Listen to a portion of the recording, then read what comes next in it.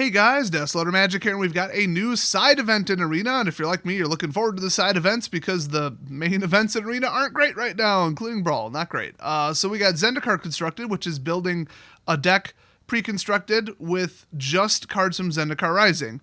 So I've never loved block constructed or set constructed except when it was actually block constructed and there were actually 3 set blocks. Then it made sense because you get like full support for, whatever's in the set. So this one, it's a little rough. But before I jump into it, little interlude here. The Magic the Gathering Esports YouTube account, which has less subs than me, just thought I'd throw that out there.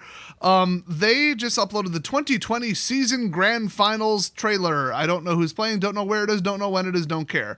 What I do care about is, although they turned off the like to dislike public stats, I disliked it anyway just to send them a message, they forgot to turn off comments or thought that would be a good idea to not do it. I'm not sure which is true, but let's read literally all of them. So first we got, we're ready to see the 2020 Omnath Finals. Then we've got, oh boy, I'm so excited to watch Omnath Mirrors. And then that's a quote, and then he put hyphen Oko. So Oko's the one saying that. Fantastic. One of the replies to that was, and not a single swamp was played that day. Harsh. Then we got somebody saying, so, ... Magic Omnath Grand Final. Another person put fantasy, countless combos, skilled players, and countless decks built on amazing strategies. Reality, 2 combos. You need to know how to add 0+1, and there's 2 decks, and you have a card that you need to win in hand or not. Then we got Magic the Cashering. That was kind of weak.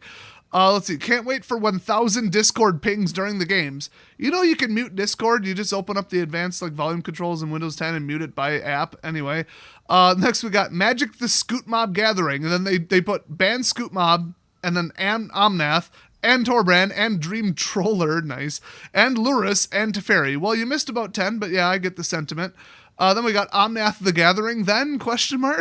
Another person said unban Splinter Twin in Modern. You won't be able to go anywhere without hearing that. People are so butthurt over that stupid gimmicky glass cannon, and they do not want more gimmicky glass cannons in Modern. Sorry, that's never getting unbanned.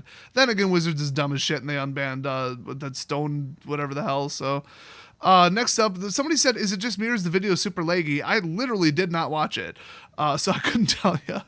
Then a bunch of people posting first and one person that just said nice. And it's probably a spam account. So, yeah, 0 positive comments whatsoever.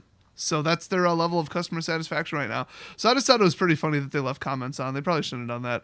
So anyway, back into this one. A couple beefs with this. So you have to put together a deck, then you enter for 500 coins, which, half a pack, whatever. Okay, cool. It's just the rewards are crap. This is what I would consider a coin sink.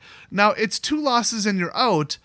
But if you wanted to get to 3 wins, you have to get to 3 wins and 1 loss, then lose.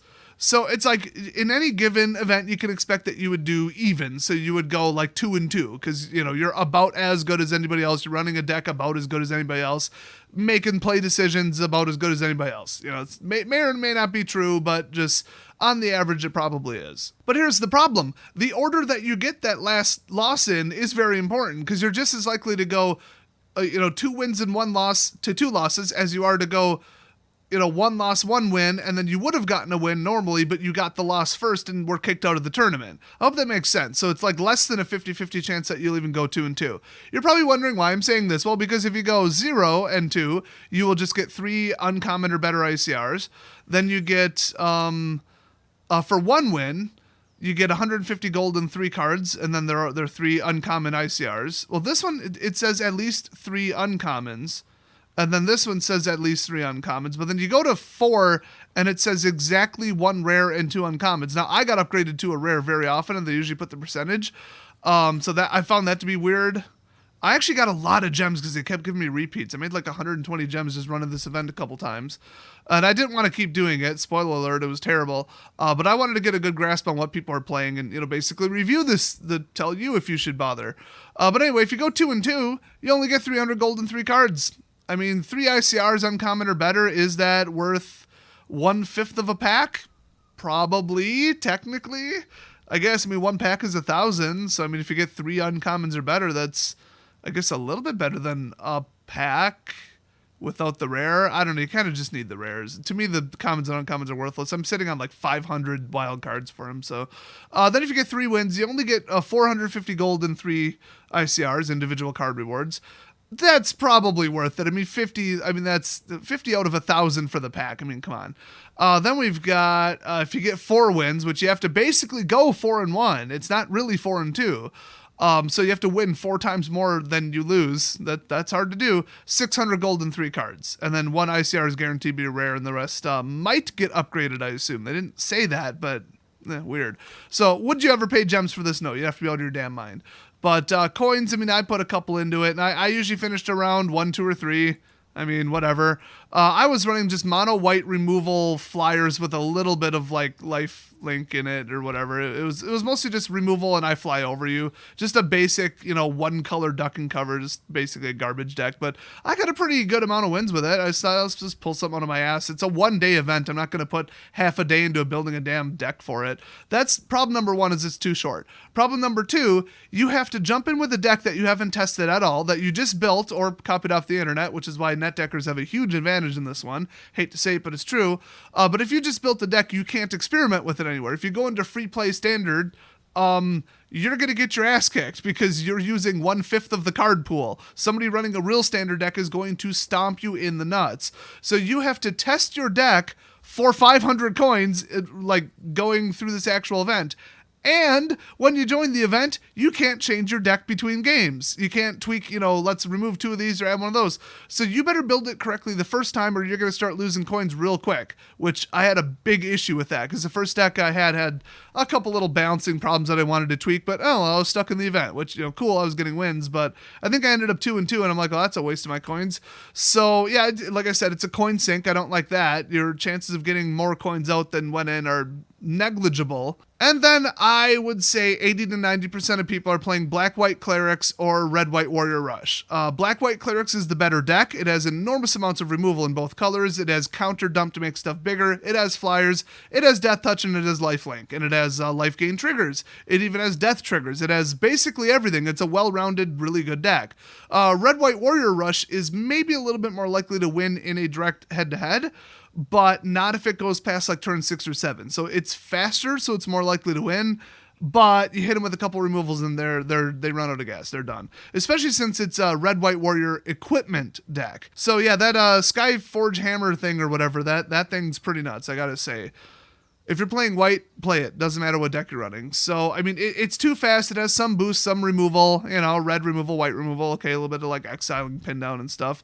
Depends what they want to do, but usually it's just a blitz deck. So, I don't like blitzy gimmicks when money's on the line and you can only get 2 losses, but a well-rounded deck will then just don't play red-white. So, between those two, like I said, it was 80-90% of what I saw.